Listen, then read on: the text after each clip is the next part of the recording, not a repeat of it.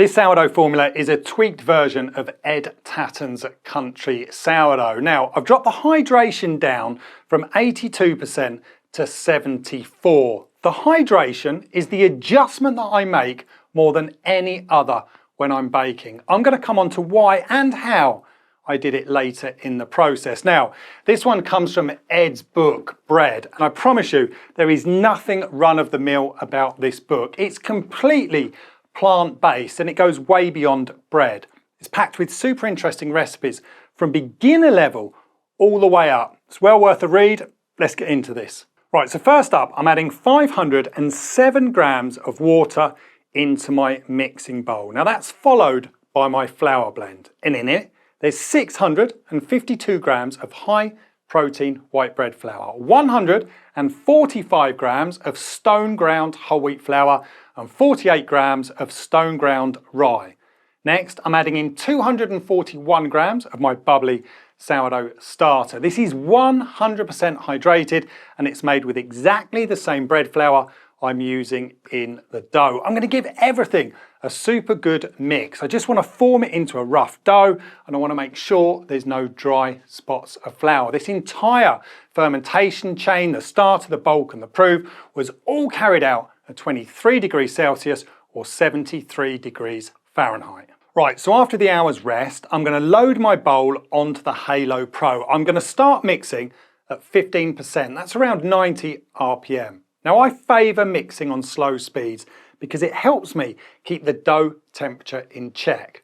After around 8 minutes or so, that dough has become really well developed and it's time to add 19 grams of salt. Now I keep mixing until that dough has absorbed all of that salt and it doesn't feel gritty. Now I'm going to add a further 87 grams of water and I'm going to do that in 3 small additions. Between each one, I'm going to let that dough come back together properly. Once the dough is nice and smooth and it's fully developed, I can bring it all together, place it into my bowl, ready for the rest of the bulk fermentation. Now, I've never worried too much about stretching lean doughs like this. If I'm around, it might get 2 or 3 folds, but if I'm not, I really don't stress. This dough is a perfect case in point. I went out shortly after the bulk fermentation, so I only got the chance to give it 1 coil fold.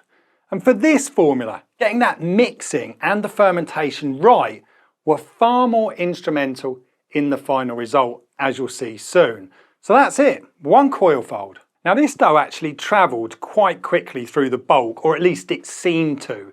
It's taken 5 hours from the first mix to get where we are now, and the dough has risen by around 75%. Now I can feel that it's still a little bit slack, but it's nothing that the pre-shape won't sort out. Now, I should mention that another tweak I made to this formula was to scale the dough down to fit my oval bannetons. I never, ever start a recipe without first making sure I've either got a basket that suits the recipe or I scale the formula to match the basket. Along with hydration adjustments, it's the one I reach for to fine tune all of the time. Right, so after a 20-minute rest, it's time to shape. And as you probably know by now, my process is pretty straightforward. My main concern or my main focus while I'm shaping is just to make sure that I'm building in some surface tension within the dough. And of course, I'm shaping it to fit the basket.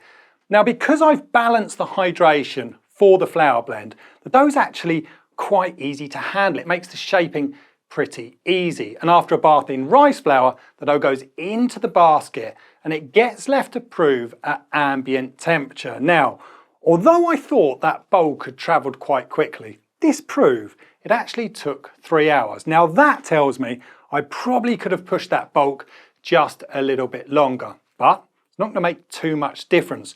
As long as the bulk and the prove are properly balanced and they're tuned in, everything will be fine.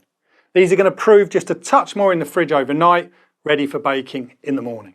Okay, so for today's bake, I've set my oven to bake mode, which heats from the top and of course the bottom, and there is no fan. Now, along with my Brod and Taylor baking steel, it's been preheated to 220 degrees Celsius or 430 degrees Fahrenheit. Now, this dough is going to bake covered for the first 20 minutes. Then I'm going to remove the baking shell and it's going to carry on baking for a further 25 minutes or so until I've got the right crust colour. That's it. Now they just cool fully on the cooling rack. Now the crumb was one of the reasons that I wanted to tweak the hydration for this formula in the first place. For my specific flour blend, dropping it down to 74% gave me a soft, light crumb with perfectly balanced moisture that stays moist for a few days. Now Ed's recipe runs at 82% total hydration, so I started there, then I used Magnus to gradually bring it down over successive bakes until I hit the sweet spot for my flour.